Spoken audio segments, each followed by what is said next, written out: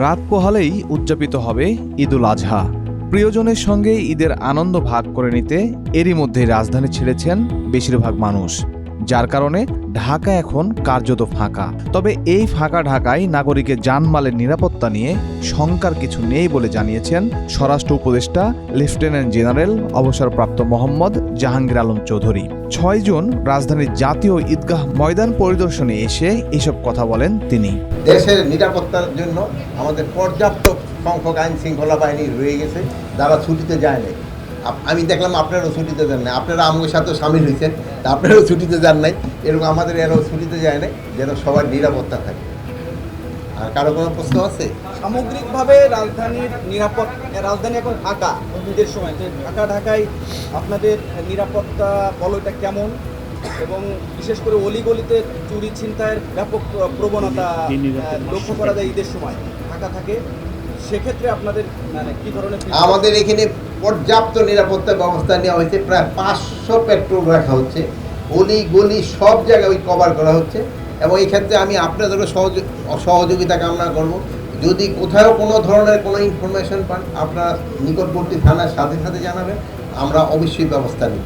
তো ছোটোখাটো দুই একটা ঘটনা অনেক সময় ঘটে যায়, এটাও যেন না ঘটে, এই জন্য আমরা পর্যাপ্ত ব্যবস্থা নিব। এদিকে মুসল্লিদের নামাজ আদায়ে প্রস্তুত জাতীয় ঈদগাহ ময়দান। শেষ হয়েছে সব ধরনের আনুষ্ঠানিকতা। এ বিষয়ে স্বরাষ্ট্র উপদেষ্টা বলেন, অন্যবারের চেয়েও এবার ঈদগাহে মুসল্লিদের নামাজ আদায়ে বাড়তি সুযোগ সুবিধা রাখা হয়েছে, নেওয়া হয়েছে পর্যাপ্ত নিরাপত্তা ব্যবস্থা। দেশের নিরাপত্তার জন্য আমাদের পর্যাপ্ত সংখ্যক আইন শৃঙ্খলা বাহিনী রয়ে গেছে, যারা ছুটিতে যায় নাই। আমি দেখলাম আপনারাও ছুটিতে যান নাই, আপনারা আমার সাথেও সামিল হয়েছেন, আপনারাও ছুটিতে যান নাই। এরকম আমাদের এরাও ছুটিতে যায় নাই, যেন সবার নিরাপত্তা থাকে। আর কারো কোনো প্রশ্ন আছে? সামগ্রিকভাবে রাজধানী এখন ফাঁকা ঈদের সময়, ঢাকায় আপনাদের নিরাপত্তা বলয়টা কেমন, এবং বিশেষ করে অলিগলিতে চুরি ছিনতাইয়ের ব্যাপক প্রবণতা লক্ষ্য করা যায় ঈদের সময় ঢাকা থাকে, সেক্ষেত্রে আপনাদের কি ধরনের? আমাদের এখানে পর্যাপ্ত নিরাপত্তা ব্যবস্থা নেওয়া হয়েছে। প্রায় 500 পেট্রোল রাখা হচ্ছে, অলি গলি সব জায়গায় কভার করা হচ্ছে। এবং এই ক্ষেত্রে আমি আপনাদেরও সহযোগিতা কামনা করব। যদি কোথাও কোনো ধরনের কোনো ইনফরমেশন পান, আপনারা নিকটবর্তী থানার সাথে সাথে জানাবেন, আমরা অবশ্যই ব্যবস্থা নিব। তো ছোটোখাটো দুই একটা ঘটনা অনেক সময় ঘটে যায়, এটাও যেন না ঘটে, এই জন্য আমরা পর্যাপ্ত ব্যবস্থা নিব। পরে রাজধানীর নিরাপত্তা বিষয়ে র্যাবও তাদের প্রস্তুতি ও পরিকল্পনার কথা জানায় গণমাধ্যমকে। সার্বিক নিরাপত্তা নিশ্চিত করতে র্যাব দেশব্যাপী গোয়েন্দা নজরদারি বৃদ্ধি করেছে।